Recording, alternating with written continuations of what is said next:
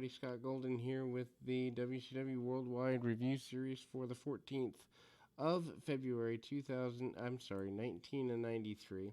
We go back to the highlights from last week. Vader choking Sting out with the leather strap, getting ready for the Super Brawl 3 event coming up in a couple of weeks. Sting and Vader, White Castle of Fear, otherwise known just as a strap match. Brad Anderson against Max Payne. Max Payne wants to destroy Johnny B. Bad and starts to plug the feud there. Payne with a bunch of brawling maneuvers, a snap suplex, and a couple of other offensive maneuvers before hooking in the Painkiller armbar.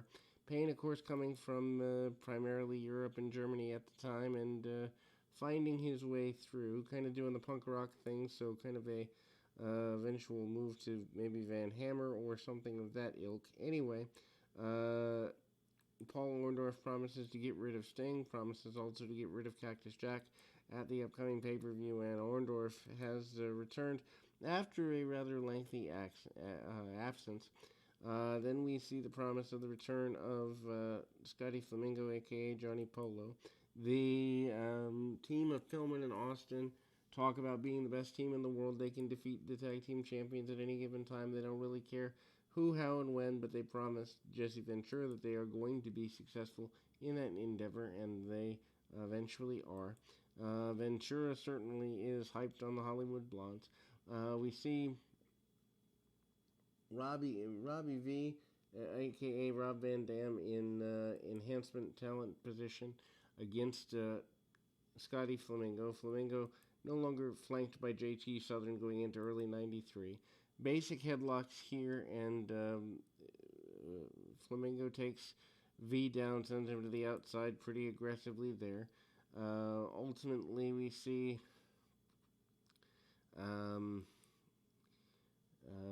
the benefit of Johnny Polo, aka his adversary, with a couple of moves, sends him to the outside. V comes back with a spinning heel kick, doesn't get all he wants on it, but gets enough. V then manages to use the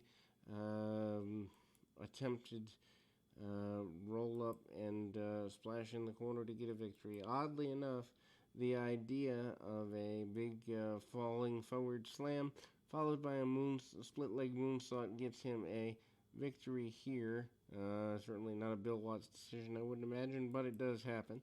Robbie V, a.k.a. Rob Van Dam, gets a victory over what later would be Raven here on WCW Worldwide in 1993. Enhancement talent match as Vader moves towards wanting to squash another opponent. He's, of course, your WCW champion for the time period, and it's a inverted Samoan drop type maneuver, leaping style.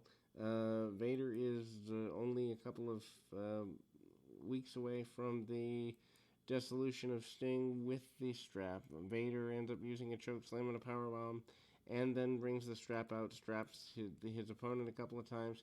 With the assistance of Harley Race, Vader is hard to control and does not want to be backed down by any stretch of the imagination. We then see a Halloween Havoc Control Center or a Super Brawl Control Center. Vader promises to end Sting at said event in Super Brawl 3. That is also the return of Ric Flair, which they're hyping pretty reasonably for the time period anyway. Johnny Gunn out next in a match here. Johnny Gunn, of course, as mentioned several times before, later becomes the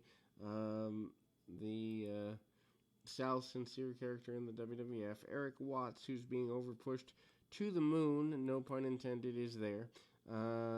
Some basic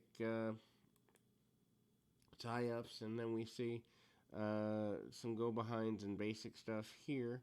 Ultimately, Gunn takes Watts over. Basically, two baby faces in there to just get Watts a little more ring time, I would assume. There's not really much else to do with it here. Both guys using primarily scientific maneuvers for the next little while. Hard shot by Gunn in the corner, and Watts does lift the boot up, going right at his adversary, pretty simply put. Hard shots by Watts, who doesn't exactly want to take a backward step under any stretch of the imagination.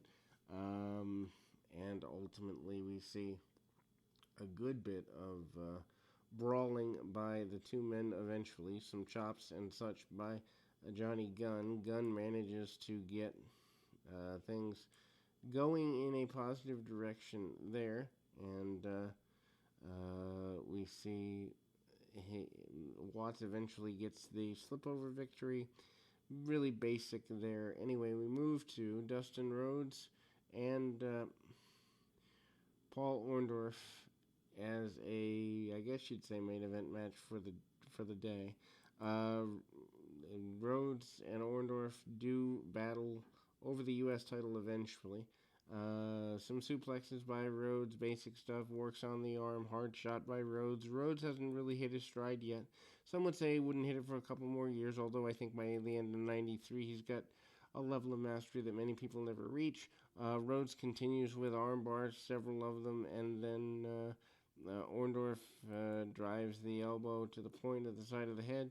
There is a brawl that escalates to the outside. Orndorff taking Rhodes to the outside and using the ring steps and other weaponry where he can.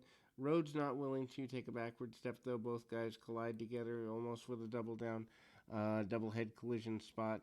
Rhodes hits a drop kick, doesn't get all he wants on it. Orndorff comes out of the corner and catches Rhodes pretty flush here, and ultimately